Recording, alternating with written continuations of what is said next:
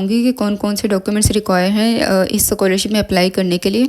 ये last video है जो मैं डॉक्यूमेंट्स का आपको बता रही हूँ डेडलाइन से पहले, क्योंकि डेडलाइन जो है वो बैचलर्स वालों की 31 मई है और मास्टर्स और पीएचडी के लिए 27 लास्ट डेट है।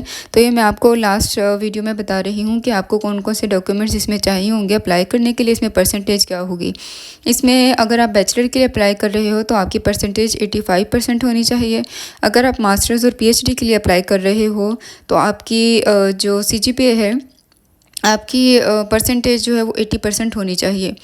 तो ये स्कॉलरशिप आप अप्लाई कर सकते हो। उसके अलावा आप सबसे पहले एम्बेसी ऑफ जापान पर आओगे। एम्बेसी ऑफ जापान पर आने के बाद आप थोड़ा सा स्क्रॉल डाउन करोगे तो आपको एक लिंक नज़र आएगा जहाँ पर बैचलर्स और मास्टर्स की स्कॉलरशिप का बताया हुआ होगा।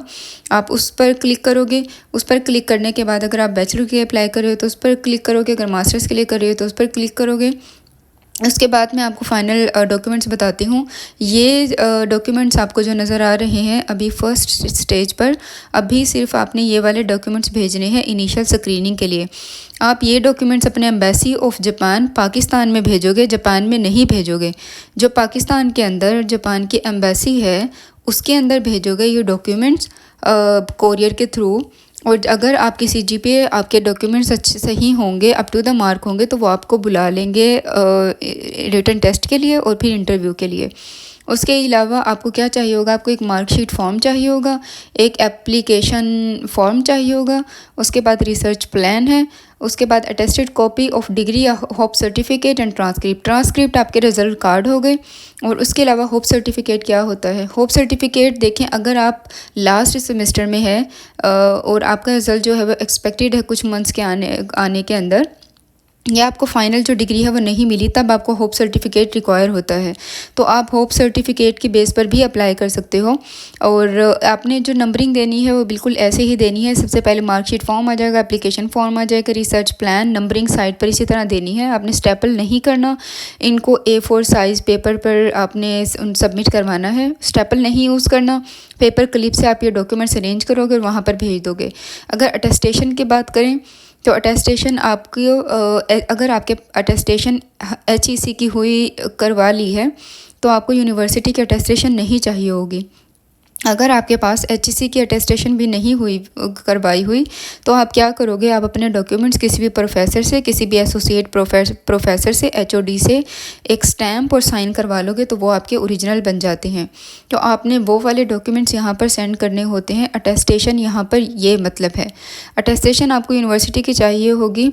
इसमें कोई भी अटेस्टेशन बाकी आपको नहीं चाहिए होती, ना आपको मोफा की चाहिए होती है, ना IBCC की चाहिए होती है अटेस्टेशन। उसके बाद 6 नंबर पर आपको एक रिकमेंडेशन लेटर चाहिए होगा जो आप अपने प्रेसिडेंट से, डीन से बनवा सकते हो या अपने एडवाइज़र से या प्रोफेसर से बनवा सकते हो। उसके बाद एब्स्ट्रैक्ट ऑफ थीसिस आ जाता है। ये अगर आप बैचलर की अप्लाई कर रहे हो तो ये ज़रूरत नहीं होती। अगर आप मास्टर्स और PhD के लिए कर रहे हो तो ये भी सबमिट करवाओगे। उसके बाद अगर आप रिकमेंडेशन लेटर अगर कहीं पर जॉब कर रहे हो तो वहाँ का भी सबमिट करवा दोगे।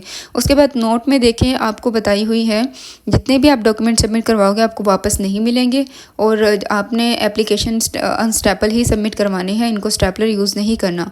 Certificates documents other than those mention above will not be considered.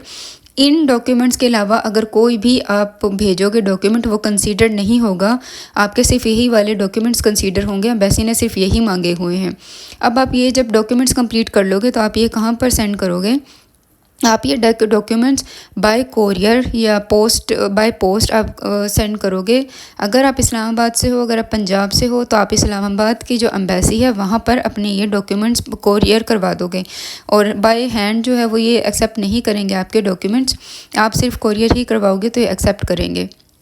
अगर आप पंजाब के किसी भी सिटी से हो या आप इस्लामाबाद से हो तो आप इस्लामाबाद की एम्बेसी के अंदर ही सबमिट करवाओगे। अगर आप बलूचिस्तान से हो, कराची से हो तो तब आप वहाँ पर सबमिट करवाओगे।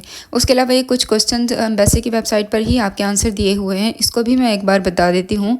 इसमें हेल्थ सर्टिफिकेट का बताया हुआ है कि हेल्थ सर्टिफिकेट आपको एप्लीकेशन के टाइम पर ज़रूरत नहीं होती। आपने किसी भी प्रोफेसर या किसी भी यूनिवर्सिटी से आपको ज़रूरत नहीं है अभी कॉन्टैक्ट करने की, क्योंकि आप लोगों ने पूछा हुआ था तो मैंने आपको बता दिया कि ज़रूरत नहीं है। उसके अलावा आपके A4 साइज़ पेपर पर होने चाहिए।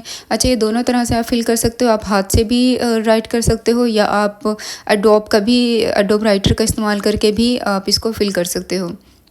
उसके बाद HSC से अगर हुई करवा ली है अटेस्टेशन, आपको यूनिवर्सिटी से नहीं चाहिए और ये सबको कांटेक्ट नहीं करेंगे, सिर्फ उनको करेंगे जो शॉर्ट लिस्ट होंगे, जो अप टू द मार्क होंगे, जिनकी परसेंटेज जो है वो बिल्कुल 80% होगी या 85% होगी, उनको कांटेक्ट करेंगे रिटन एग्ज़ाम के लिए और फिर आपको इंटरव्यू के लिए। तो इसमें ये वाली डिटेल्स आपको बताई हुई हैं।